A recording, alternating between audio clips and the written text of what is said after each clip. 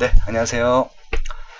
네, 신문 기사를 보다가 또 재밌는 기사가 나와서 한번 또 공유해 볼까 합니다. 조선일보 기사고요. 어저께 기사네요. 26일이니까. 집값 당분간 안정세. 실수요자는 지금부터 준비해야. 라는 기사가 났습니다. 아마 이제 조선일보에서 가장 크게 하는 행사가 두 가지가 있는데 그 중에 하나가 이제 부동산 슈퍼 콘서트입니다. 다음 달에 열리는데 거기 나오는 이제 강사분들이 의견을 좀 사전 인터뷰를 했습니다. 그래서 그런 것들에 대한 종합 기사인데요. 의견을 모아봤더니 당분간 이제 집값은 안정세라고 하는 것들이고 안정세이지만 이게 뭐 폭락을 하거나 그런 양상은 아니라는 것들이죠. 그래서 실수요자들은 지금부터 준비를 해라 라는 아마 기사가 의견들로 모아졌던 것 같습니다. 예, 그래서 어떤 내용들이 있는지 전문가 8인에 대한 서울 주택 진단인데요. 이게 인터넷 기사라서 이제 이렇게 길게, 세로로 길게 나왔는데, 한눈에 안 보이죠? 네, 그래서 이것들을 이제 실제 신문에 났던 기사이기 때문에 신문판으로 한번, 보겠습니다. 이렇게 나오죠, 신문판은.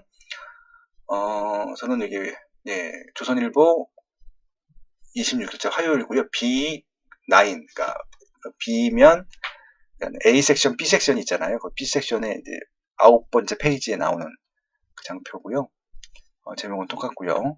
8명이 누군가 했더니 이제 신경 교수님, 안명숙 예, 부동산 투자 지원센터 부장님, 예, 많이 보던 사람이 있고요. 네, 고준석 동국대 교님 교수님, 이분 신한은행 센터장이신데, 최근에 이제 이분이 신한은행 그 부동산 투자 자문 센터장이셨는데 이남수 위원님이 그 자리로 가셨잖아요. 그래서 그냥 동국대로 가셨나 보네요.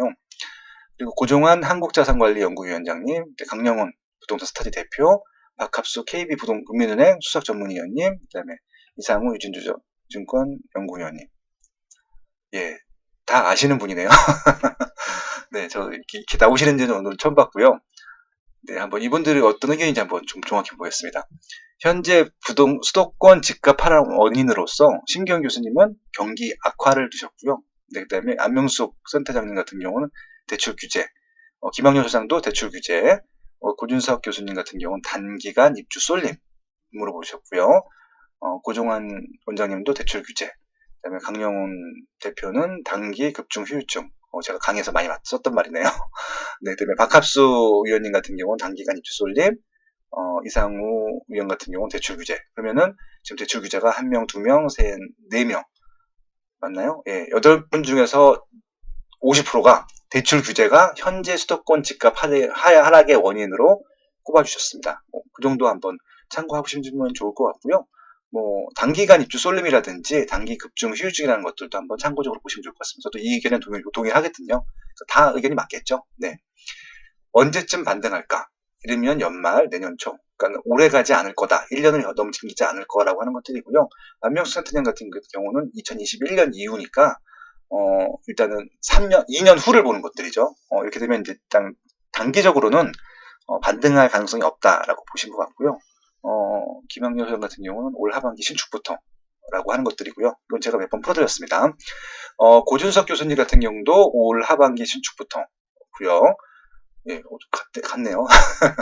네, 고종환 원장님 같은 경우는 2021년도 아까 안명수 위원님과 똑같은 의견을 말씀 주셨고 강영훈 위원님 같은 경우는 네, 이분은 현실주의자시기 때문에 항상 현재를 냉정히 보십니다. 예측을 불가한다는 것들이고요. 절대 무리해서 안 드시는 분이십니다. 그냥 제가 되게 좋아하는 분 중에 한 분이고요. 박합수 위원님 같은 경우는 내년 하반기 정부 정책 바뀔 때라고 말씀을 하셨습니다. 근데 이제 이상우 위원님 같은 경우는 정부 정책 바뀔 때가 아니라 항상 좀 더 행간을 보셔야 되는데 이게 단답형으로 답변이 나오다 보니까 이것들 한번 더 여쭤봐야 될 것 같습니다. 이렇게 단순하게 얘기할 분은 아니거든요. 투자 목적으로 집 사도 될까인데요. 투자 목적입니다. 실거주 목적이 아니고요. 안 된다, 안 된다, 안 된다, 된다, 안 된다, 안 된다, 안 된다, 된다. 그러니까 안 된다가 6명, 된다가 2명이실 텐데요. 이런 부분들이 조금 민감한 부분들입니다. 왜냐면은 안 되는 것들에 대해서는 안 되는 이유가 있을 거고 되는 이유에 대해서는 있을 텐데 제 생각에는 안 되는 이유하고 되는 이유랑 같을 거라는 생각이 들어요. 단순하게 투자 목적으로 집 사도 될까인데 어떤 지역에 어떤 상품들이냐에 따라 다를 거 아니에요. 불특정 대다수인지 아니면은 특정 지역 특정 아파트인지. 그러니까 이거는 이렇게 답변 보시고 결정하시면 안 된다는 말씀을 드리고 싶은 것들이고요. 부동산은 첫째도 입지, 둘째도 입지, 최근에는 상품 경쟁력까지 따져보셔야 됩니다. 입지 경쟁력과 상품 경쟁력을 다 따져봐서 된다, 안 된다를 결정하는 것들이고요. 제가 말씀드리는 안 된다는 의미는요. 가격만 보고 하는, 싼 것들만 찾고 했던 전세나 월세, 전세나 매매가의 갭만 보고 하는 싼 물건 찾던 갭 투자는 안 된다는 말씀을 드렸던 거였고요. 제가 올 하반기 시중부터는 괜찮다고 말씀드렸잖아요. 새 아파트는 지금도 유효합니다. 저는 솔직히 투자 목적으로 사도 어차피 그 양도소득세를 부담 때문에 지금 못 사는 것들이 있잖아요. 돈이 있으신 분들도요. 근데 양도소득세라고 하는 것들은 양도소득이 나야지 되는 부분들이잖아요.